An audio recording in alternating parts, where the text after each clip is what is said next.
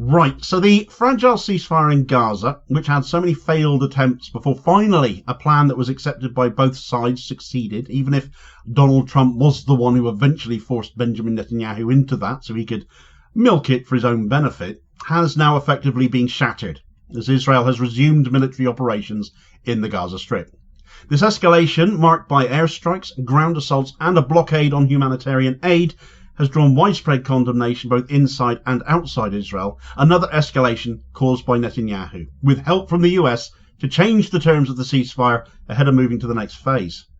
Rather than moving to the second phase of ceasefire talks as initially agreed, Israel has chosen to return to atrocity, seemingly to force their desired new agenda of an extension to the first phase of the ceasefire on their own terms, and Hamas have said no. This decision, driven as all decisions have been by the political and very much personal agenda of Benjamin Netanyahu, and aided in this as usual by US interference, has not only undermined the peace process yet again, but also exacerbated the humanitarian crisis in Gaza. The international community, including many Arab nations, have condemned Israel's actions, while Hamas has rejected the altered terms of the ceasefire, insisting on the original agreement both sides had signed up to.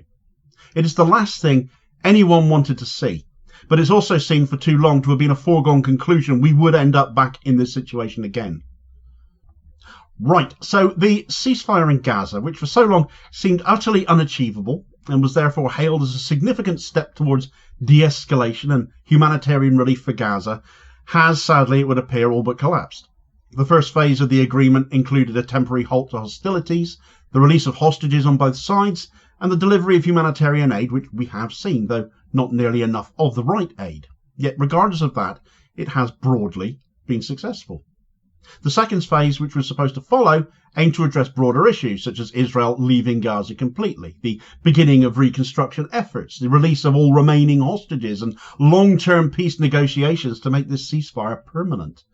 We knew that Benjamin Netanyahu could never agree to phase 2, though. We knew this. The certain demise of his premiership, as that would have brought, the threats from the hard right of his coalition on that, and therefore as the first phase expired, no agreement to enter phase 2 or extend phase 1 with all new demands from Israel being acceptable, Israel has resumed its military attacks, effectively ending the ceasefire by their design. Israel's decision to return to violence may be a calculated move to pressure Hamas into accepting their extension of the ceasefire on their terms that are only favourable to Israel, including the release of all remaining hostages, and thereby losing Hamas any leverage, as crass a way of putting it as that might be, to force Israel to enter phase 2 and make this ceasefire permanent. By escalating the conflict, Israel is seeking to strengthen its bargaining position and force Hamas to concede to these new demands. This strategy, however, has backfired as Hamas has refused to accept the altered terms and insists on moving to the second phase of the talks as was originally laid down before we entered into phase 1. This is not just an implosion between Israel and Hamas, though, as further US interference has played its part here too. The US have supposedly been mediators in this genocide by Israel on the people of Gaza, but the pro-Israel bias of the Trump administration has been no secret, nothing really changing from the previous Biden administration on that score. Trump's envoy Steve Witkoff brought forward proposals for a 42-day phase 1 ceasefire extension, essentially doubling the length of phase 1. Completely contrary to the original deal, which was everything Israel wanted and nobody else, effectively altering the terms of the original agreement for the ceasefire that came into effect. Hamas have said no to that. We want to stick with the original plans, is what they have said. So Israel stopped all aid into Gaza in revenge. But I'll come back to that point in a moment.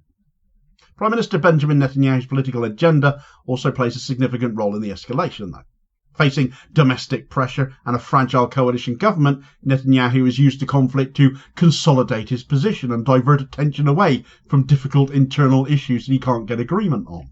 By resuming military operations, Netanyahu aims to project strength and demonstrate his commitment to Israel's security by committing genocide.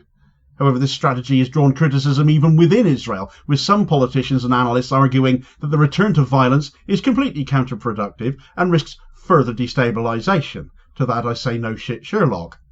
An excerpt from the Cradle cites Israeli opposition leader Yair Lapid, and he said, "The prisoner exchange deal has been halted. Humanitarian aid to Gaza has been stopped.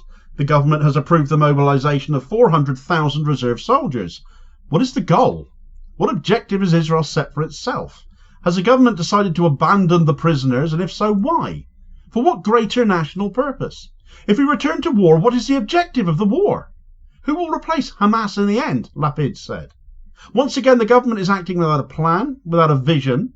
We can only hope things turn out okay, because that seems to be the extent of their planning.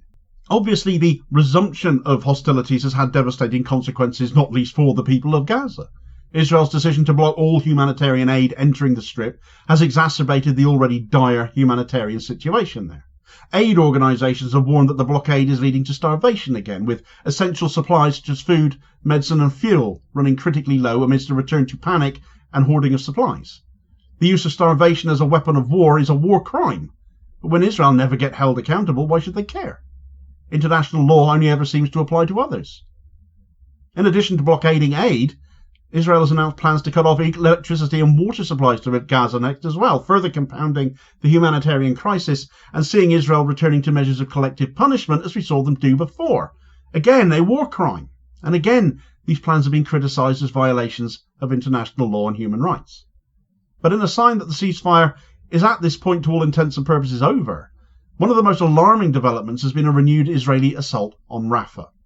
An overnight attack which resulted in the deaths of at least 3 people has been widely condemned as a violation of the ceasefire and an act of aggression. One nurse in the area said the attacks which have gone on throughout the day had killed at least 3 people and wounded 6 others. Several have been shot by quadcopter drones and others by tank fire. Further to this attack, an Al Mayadeen correspondent has reported that Israeli army vehicles have been firing Al Farahin neighbourhood in the town of Abbasan al-Kabira, which is east of Khan Younis in the southern Gaza Strip. Another report has stated that at least 2 Palestinians have been injured after being targeted by an Israeli drone in the Al-Shaf area in Gaza City, and further injuries amongst innocent Palestinian civilians have been reported following an Israeli airstrike on the Mawasi Khan Younis area, again in southern Gaza, in yet another new breach of the ceasefire agreement. The collapse of the Gaza ceasefire and the resumption of these Israeli military operations represent a significant setback for the peace process and a humanitarian disaster for the people of Gaza. Israel's decision to return to violence was predictable. It's been driven by political motives, Netanyahu's own self-serving interests, and again influenced by US interference, which has undermined the prospects for a lasting resolution and exacerbated the suffering of civilians, and the blame must be apportioned exactly where it should be. And if you're still in doubt as to who that is, Bezalel Smotrich ought to remove all doubt. The decision we made last night to completely halt the entry of humanitarian aid into Gaza until Hamas is destroyed or surrenders completely and all our hostages are returned is an important step in the right direction, standing at the gates of hell, said Israeli Finance Minister Bezalel Smotrich. Now we must open these gates as quickly and lethally as possible against the cruel enemy until absolute victory, he added. God's chosen people there talking about opening the gates of hell. Yeah, right on. Add to that the comments made by the Knesset speaker Nissim Vatsiri as well. After Israel announced the halt of aid to Gaza, Deputy Speaker of the Israeli Knesset Nissim Vatsiri publicly called for bombing food supplies in the besieged enclave. Have the gates of hell opened? Bomb the food supplies that have been brought into Gaza today. Yeah, hell again. The international community must hold Israel accountable for its actions, its renewed war crimes, its renewed acts of genocide, and demand an immediate end to the blockade and the resumption of humanitarian aid. The use of starvation, electricity cuts, and water shortages as weapons of war are violations of international law and human rights, and Israel is subject to those equally the same as any other nation signed up to those Geneva Conventions should be. That they are not being held to account is an international failure that has already gone on for too long. The people of Gaza deserve justice, peace, and the opportunity to rebuild their lives.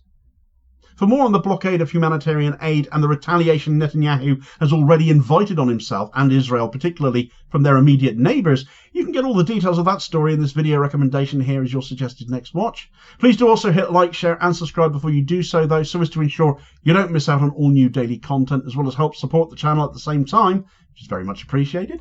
And I'll hopefully catch you on the next vid. Cheers, folks.